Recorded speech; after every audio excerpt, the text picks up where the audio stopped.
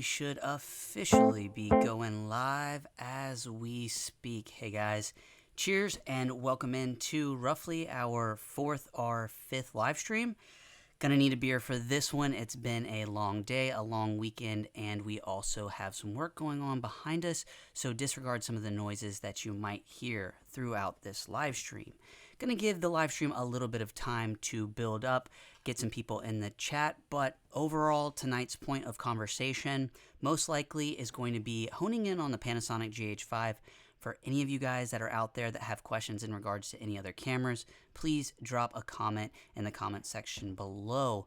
Also, teach me something I don't know, so anything at all. Well, how about something you probably don't know? I'm currently streaming with my iPhone, Jesse.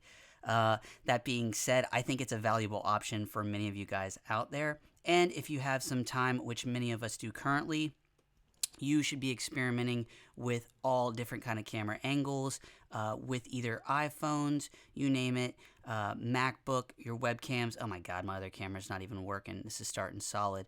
Webcams, you name it. But the point of conversation today is mirrorless cameras, and specifically the Panasonic Gh5 and its kind of little brother, the Panasonic Gh4.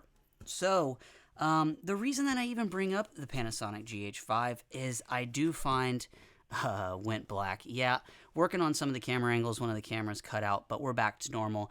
One thing I will say in regards to the Panasonic Gh5 and why I kind of want to spend this live stream dedicating most of my time to it, really is just going to be because I think a lot of people, one, in regards to 2020, are trying to figure out cameras and what they should buy and what is a good bang for the buck. Now, Quackalope, who's actually in the chat currently, knows a ton about Panasonic Gh5s, and I know also owns Panasonic Gh5s. Now, why do I even bring that up? I think that's just really to kind of highlight that not only myself as a professional shooter, but another person who's finding success not only in YouTube, but in the production side for profit is using the Panasonic Gh5 and Gh5s to make that money and to make high quality video. So, what am I even trying to get at? Roughly a $2,000 camera for the Gh5, probably with a piece of glass, brand spanking new, and if you're willing to kind of go in and buy it used, you're going to be able to get even more of a bang for your buck. Now, let's just give a little background in regards to why I even find it necessary to talk about the Gh5 and why I would even spend this much time on speaking about a camera that a lot of people actually think is old. For 2020, a camera that's going to be under $2,000, that's going to shoot 4K 60, it's going to shoot 180 frames at 1080p. The IBIS on this camera is absolutely outstanding, and recently I just did a video on my YouTube channel going fully auto with the Panasonic Gh5, and I got some surprising results, some good, some bad. So if you are interested in kind of taking a deep dive into how a camera like that functions fully auto, so that's autofocus, that's auto ISO, that's auto white balance, that is basically turning the camera on, pointing at your face, and rocking and rolling, gives you a little bit of an understanding of how this kind of camera would perform in that situation.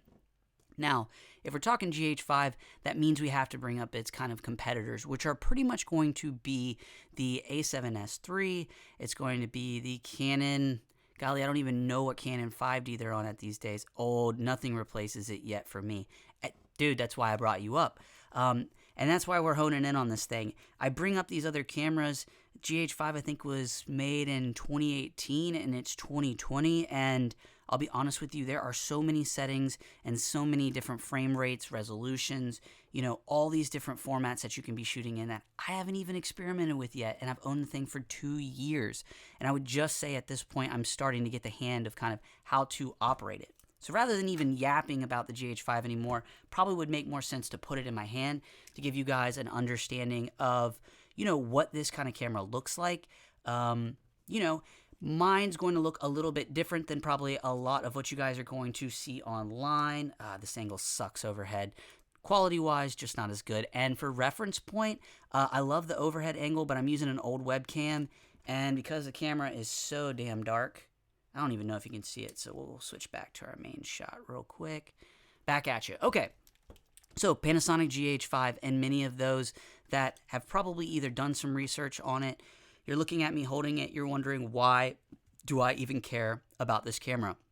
This camera over the past 2 years has made me tons of money, and it has shot some unbelievably beautiful footage, whether it be mini documentaries, whether it be weddings, whether it be product photography, product videography, YouTube. Literally, I've just taken this camera everywhere. And the current kind of setup that you're seeing is Panasonic GH5, Metabone Speed Booster, the X 0.71, whatever, getting you the closest to full frame. And then we've got the Canon 24-105 f4. When paired up with this Metabones, is going to drop it down to an f2.8. Woo! Now that was a mouthful. The reason that I kind of want to give you guys a little bit of insight on what you're seeing here is we've got the flip out screen. Absolutely love it. A7S III, it ain't coming with that. Canons, they're not coming with that. Maybe the EOS are, but let's be honest. I know all you fanboys love the autofocus and you love to be able to just flip it around. Oh, film, film, film, film, film. This camera will dominate that camera when it comes to professional work, and that's why I have this in my hand. Plain and simple, most of the time when I show up, people look at this camera and they're wondering what the hell I have in my hands, and then when they actually see the end result footage, they're blown away and they're asking questions in regards to what camera I used. Dual SD card slots, gonna be handy in regards to shooting all day shoots, weddings for sure. You could throw in two 128 gigabytes cards on there. You're probably gonna be pretty solid. If you could throw a 256 in there, even better. But the dual card slots is just something I think a lot of cameras are starting to come with nowadays, but this one in 2018 coming with that was a huge bonus. Now, we're live streaming. Everybody's live streaming these days, and I completely understand that, which is another bonus coming right out of the Panasonic GH5. We're going to have HDMI, full to HDMI, which is going to be nice. I think that just simplifies people needing HDMI cords in regards to HDMI to mini HDMI or any other kind of formats. This just traditional HDMI is going to be nice coming right out of the camera. Now, unfortunately, I cannot exactly stream 100% with this. You will need a capture card, but let's just be honest. A camera streaming like this through a capture card, you're going to get some ridiculous footage. We're currently using an iPhone, and from what I can see and I've heard so far, you know, it looks pretty solid, but I'm very interested in the near future to experiment with streaming with the Panasonic GH5. Other things that are just so nice about this camera. As far as functionality and switching between profiles, it's going to be pretty simple. Bam, bam, bam. You can go pre-program them. A little bit of insight in what I particularly like to do in regards to my settings for my C1, C2, and C3 is I'm going to have my traditional 24 frames, typically shooting 10-bit 24 frames on my C1. That's going to be so I can quickly jump into that mode and get that natural looking footage. As we move to my personal setting in regard to my C2 settings, that's going to be kind of saved more for super slow motion, 1080p, 120 frames per second. But like I said, with a click, boom, we are then jumping into a next setting in regards to frame rates. Now, why would I actually go through and set these at the 24, the 120, and then 4K 60? Well, simply put, if you're in a wedding environment, if you're shooting a doc, if you're shooting anything, this is really going to simplify your workflow in regards to, bam, we're shooting 24, we're shooting 120, we're shooting 4K 60. And I think a lot of people that shoot on the Panasonics really appreciate that. I'm not going to disregard that other cameras allow for that functionality, but I've just found with my Panasonic GH4 and now the GH5, it's absolutely useful and comes in handy totally. Okay, I've been rambling now for a few minutes. I would love to, if you have any comments, questions, concerns, drop one below. I'd love to answer some questions in regards to the Panasonic GH5 and any of the glass that I have up here for Micro Four Thirds cameras. You know, over probably the past 5 to 6 years, I have just kind of spent a lot of time, money, effort, research, you name it, in regards to experimenting with a lot of different glass for these types of cameras.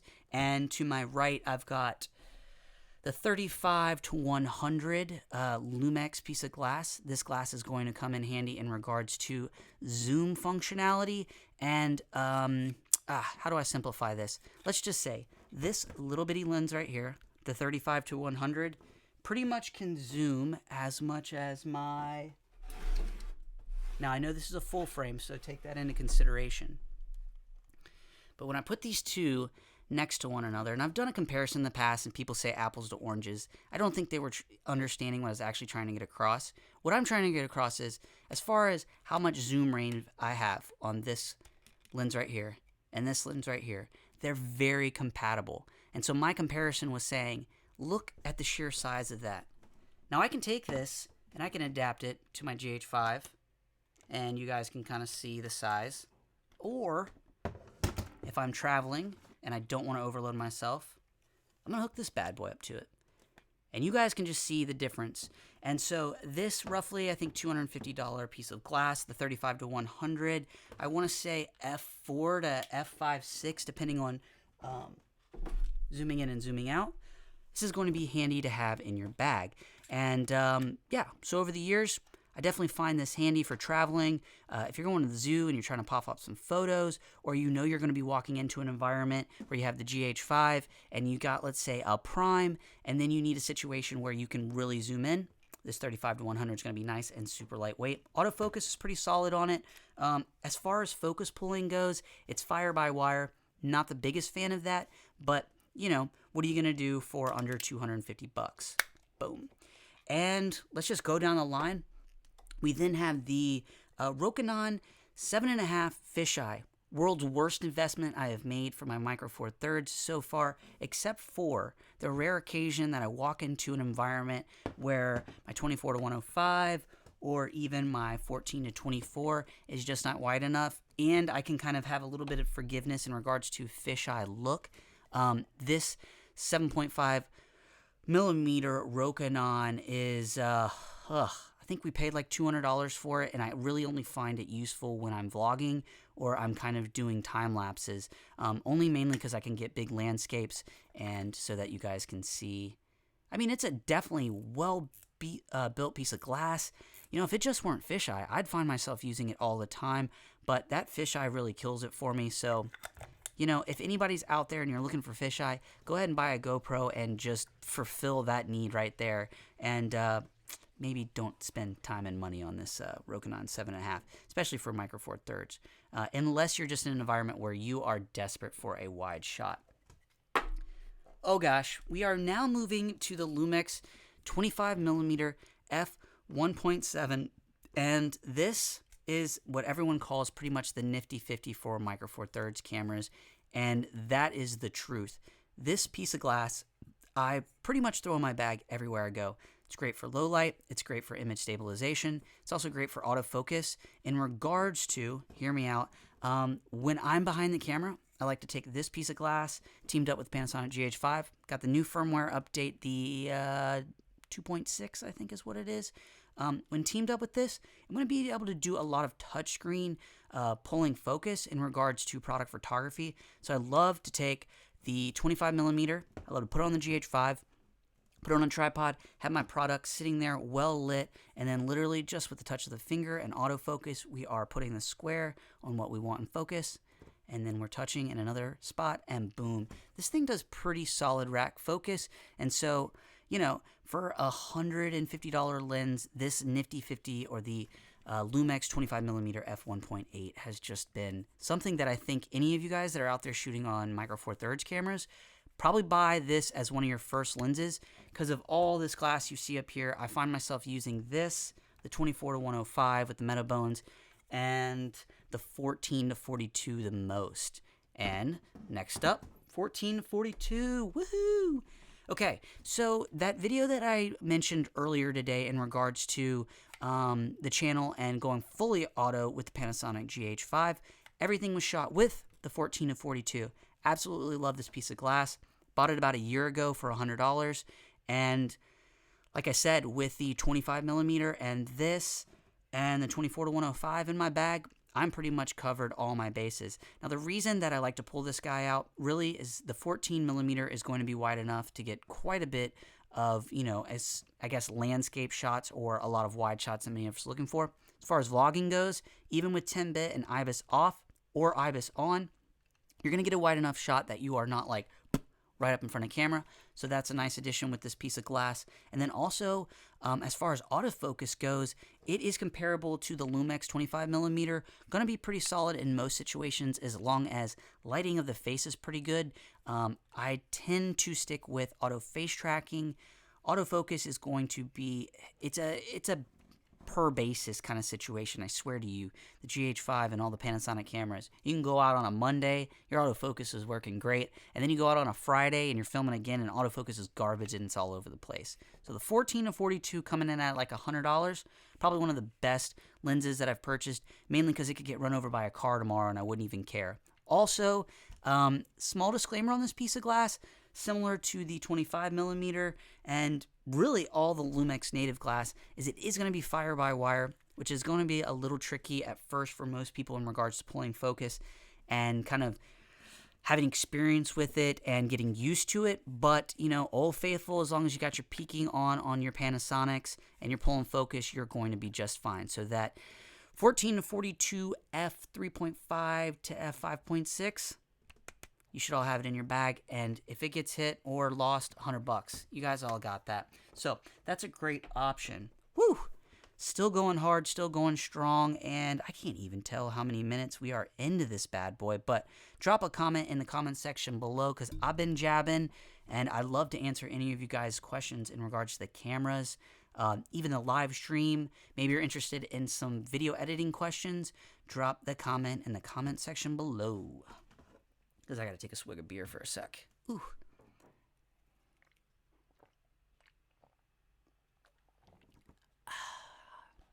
ASMR on the live stream. Tell me how that audio sounds. Would love to hear that. Woo! Okay, back at it. What are some of my notes here? We addressed if the Panasonic GH5 is still worth purchasing in 2020, and to me, that is an absolute no-brainer. Yes, this camera is phenomenal, and I've even been looking to buy either the GH5S or just buying another GH5 to pair it up with my current one. And it's not that the GH4 doesn't, you know, like look and feel the same as the GH5, but I lied. They do look and feel different. The GH4 can definitely hang, but if it's going to be for a client, what I typically find is that I would at least put my best piece of glass on the Panasonic Gh4 and then my second piece of glass, the best, on the Gh5 just to give it a fighting chance, which is why you guys can currently see I have the Rokinon 24mm T 1.5 on here. This piece of glass is an absolute beast. Love using it with all my Panasonic. I do understand that you do need the speed booster, but if you guys are on a budget, and I kind of wish I had this advice before I bought my Metabones, go ahead and go online and check out the comm lights. Exact look and feel and everything, I'll be honest with you, I know there's probably some camera nerd out there that could really tell you that there is some difference, but from all the footage that I've seen so far, this bad boy coming in at like $200, $250, and the Metabone Speed Booster coming in at $700. The honest truth is I use the Metabones for the look and to be able to say that, and the fact that I spent so much damn money on it, but in a pinch or any other situation where I'm just really having some fun and on the go, the comm light is just coming in solid. So please keep that in consideration in regards to if you're going to go down that speed booster route. This comm light, literally, if I could just give it away and didn't need it, I would, because this would literally help someone out so much. So the comm light times 7.1 is solid. So don't go break your bank for the Metabones, especially when you're not going to find much of a difference. Yo, what up, Jameson? Travels. I use mine like a brick. Yeah, you do. I could never make those work. Zero autofocus. Yeah, I did a video the other day, fully auto. And if you are a Canon user or a Sony user and you do shoot with autofocus and you happen to purchase any of the Panasonics in regards to wanting to use the autofocus, you'd probably literally get on and immediately give it a shitty review. So I just think that it's one of those situations for the professional side of things, and when most people are behind the camera, GH5, you're going to call me a fanboy. Absolutely love it. And I know people think that it doesn't perform well in low light. And I just think that most of my for-profit situations, no one's asking me to film in the darker and low-light situations. So when I walk in there with the Panasonic Gh5, I am good to go. Very rarely have I ever walked in a situation where I was having to shoot at like ISO 3200 and dropping it down to like a f1.7. Most scenarios, f2.8, shooting roughly ISO 800, and boom, get that nice key light, get that backlight, shoulder light, whatever you want to call it, and you are good to go. Couple questions in here. Force yourself to never use auto. I agree with that, Quackalope. My GH5 works fine with native lenses or Sigma. Dude, that is one thing. Of all the glass that I have here, I've never purchased any of the Sigmas or Sigma glass. I do happen to use the Sigma 20 millimeter for the Sony A7S for a client that I work for. Super wide, absolutely love it, and the autofocus is so. If I had it in the budget, I would definitely buy some Sigma glass, but I can't stomach it currently because I've got all this Canon glass that I've bought over the years, and if anything, I'd probably buy the Sigma 18 to 35 just because I've heard it's a beast, but I've also heard it weighs a gazillion pounds, so I'm such a fanboy of the lightweight glass unless it's for professional needs that I probably would stay away from Sigma for a while. But let's see what we got up here. It works fine. I have a Leica lens. Yeah, that Leica, Leica's great. I agree. The Leica and Sigma is just so baller. Sigma and... Problem is, I keep saying I don't want to break the bank. I probably should just suck it up and do it because I make my money back immediately. Our baller. Let's see. I went for the Sony A7 III to 2 GH5. Video's much better. Yeah. 1000%. Yeah, Quackalope knows what it's all about. I can't do the A7 IIIs. Heck, the book amazing. If it's testing, Sigma and Leica are better. Don't buy the 18th price. Noise as hell. Wow. You know what? That's some truth right there, and I appreciate that comment in regards to noisy because every freaking review I see out there basically is just praising it. So glad to hear that with the 30 millimeter Sigma. It's crazy bokeh. Yeah, it's blurry backgrounds. It's like a love-hate situation for me. Here's what I find. For product photography, for YouTube, I love it. For more of the professional sides of things in regards to shooting for clients, I'm normally shooting, especially with the Sony A7S III or even the A7S II, typically shooting f4 and above, typically even rolling in regards to like an f5. And I've found with the Rokinon glass, which we actually use the whole Rokinon for one of my clients, we actually shoot pretty much all f5, and I just can't stand when people are going in and out of focus. Still able to achieve that blurry background, but just giving you a little insight into kind of like the two kind of situations that I find myself. It's like some looking awesome, and then sometimes I just have to get it nice and in focus. So it's a catch-22, but the noisy as hell is interesting in regards to the 18 to 35. Probably should just rent one day and give it a shot. I bought it and sent it back. I wanted to look at the 1835. Besides the crazy noise and stupid heavy was such a funny focal length. I agree with that, totally. Which is why I've kind of stuck with the old faithful 24 to 105, especially with the knocking down to the f2.8. So much zoom range. If I were going to knock it, it's not wide enough if I walk into a small room, but anything outdoors or anything, a room with some depth, particularly kind of in my studio environment, it seems to work just fine. But I have to get away from the camera a little bit. I can't be like right up in front of it talking. I gotta have some distance, because that 24 on that booster turns into like, oh god, I can't even do the math, but just let's say like a 50 almost. Somebody's gonna correct me out there, but that's fine. Okay. You know, some other notes that I took in regards to tonight's conversation, we touched on low light, we touched on glass, touched on speed boosters, GH5 versus the Sony. Obviously, it comes as no surprise in this live stream. We've got some Panasonic fanboys, myself included, and you know, that's one thing that I really enjoy, particularly with YouTube, is that there are all the different factions. There's the Sony folks, there's the Canon folk, there's the Panasonic. There's the assholes that only claim they will shoot with a red or an ARRI, and those people can shove it up there, you know what. But that being said, let's be honest. Canon's great, Sony's great, Panasonic's great, Olympus is great. Nowadays, all these cameras are phenomenal. But me, I'm looking to kind of ball on a budget, which is why I kind of get forced in that category of the GH5. And, these days, even with Canon and all the stuff they keep releasing, everyone tells me this EOS R is great. In the comments below, has anybody had any experiment or any experience with that camera? What did you think? I just feel like, if anything, Canon just delivered the flippy screen, and a couple of little knickknacks here and there, the 4K to satisfy the YouTube fanboys and stuff, and basically said, shut up, here's what you need. Now go praise it and tell everybody it's the greatest camera you can possibly get. So if anybody's had any experience with it, or if you want to prove me wrong, I'd love you to drop a comment in the comment section below.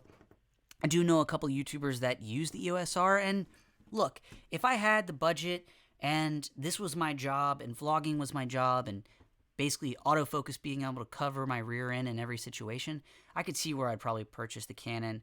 But yeah, when I just look at it, I don't know. Let's see. The 12 to 35 Panasonic's nice but expensive. Yeah, used to own that piece of glass, got stolen from me, and man, when paired up with IBIS plus that 12 to 35 f2.8, unbelievable stabilization. Could be argued handheld, that camera is almost the equivalent of a gimbal. Now, I know there's plenty of people out there that would deny that, but I know Quackalope owns that lens. Jameson Travels, seems like you've gotten your hands on it as well, and in the past, I owned it. Unbelievable lens. It was actually my first lens, so I feel like I really got spoiled with it, and when it finally got stolen from me, I'll be honest with you, I just couldn't pay the $600 or $700 to go rebuy it. Yeah, soft as hell, no zebra on, People hate the price drop. Everyone like it for, yeah, they all suck. Isn't that truth? Actually, they don't all suck. We're kind of spoiled because all these cameras are so badass. We're like in this little nitpicky kind of, scenario where it's like, oh, give me this, give me that, give me this, give me that. And you know what? Honestly, I think many of you out there would agree pretty much whatever you have in your damn hand, even if it's your iPhone, is good enough. But I agree with Quackalope. They all suck, but it's fun to talk about. It's fun to bitch about. And, I would love to know what is the next Panasonic camera. I've heard a ton about the possibility. We have the S1, the S1H, whatever the heck it is. And to me, I can't foot the bill of a camera like that. I owned one and sold it, lost stuff, not to mention the glass of stupid eye. That's hilarious. Yeah, so it's this weird thing, and I guess to sum up this live stream and why I was having this conversation is I just love this camera, the Panasonic GH5. Everyone that sees the footage loves it.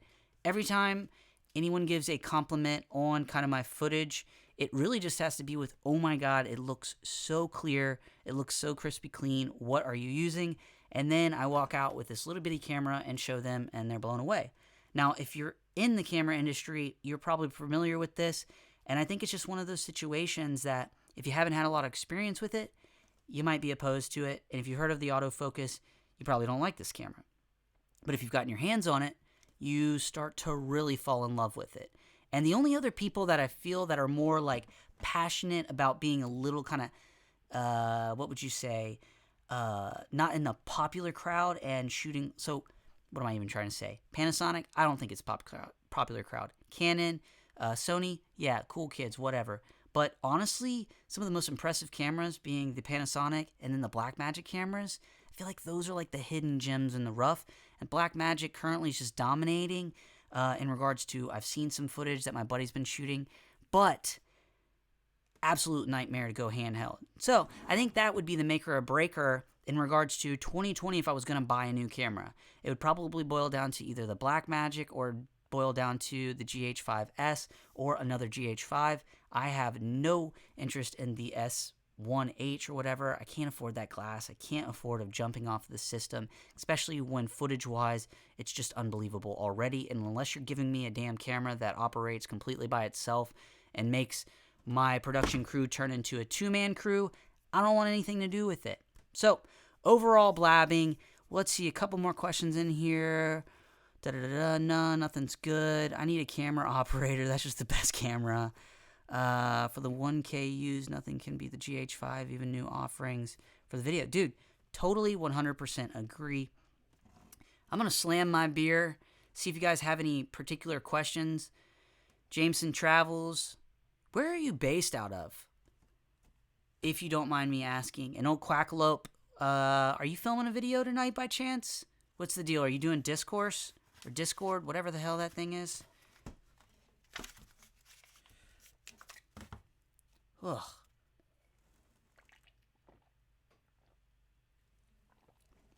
After this Founders, it's time to go drink a real beer. Ohio. Oh, from Florida. Dude, your boys, I'm from Tallahassee. From Tallahassee. Well, born in Pensacola, Redneck Riviera. Raised in Tallahassee. College in Jacksonville. Currently live up in the Washington, D.C. area. But Ohio, nice. Oh, hopefully you guys aren't on all that lockdown shit. No, that's Michigan. Hopefully Ohio. Ohio's getting out and about. But yeah, guys, as always, I appreciate you joining. We are youngest senior at FSU. Nice, dude. Ha, that's great. Oh, I'm a huge Seminole fan. We need some football back in our lives. All right, ladies and gents, that is a wrap. Jameson Travels, Quackalope, and the guys and gals that were able to join, I cheers to you. Thank you. As always, just jumping on here, kind of just to crap out my mouth, talk about cameras, nerd out, answer any comments, questions, concerns that you guys have. You need a blue moon. Dude, I love blue moons. Unfortunately, I've got a 3-notch upstairs. I actually shouldn't say unfortunately. Fortunately, I do, and I can't wait to go crush it after this live stream. Been talking too long. I am avoiding it. You need a blue moon. I have so much B-roll to film. Well, all of you guys, I really do appreciate you joining. Drop comment section below if you like this style. One of my cameras went out, which was a total knucklehead move. But you know what? That's the life of a YouTube creator. Don't bitch. Don't complain. Move forward. Get better. Cheers to all you guys, and thanks again for joining. I am out.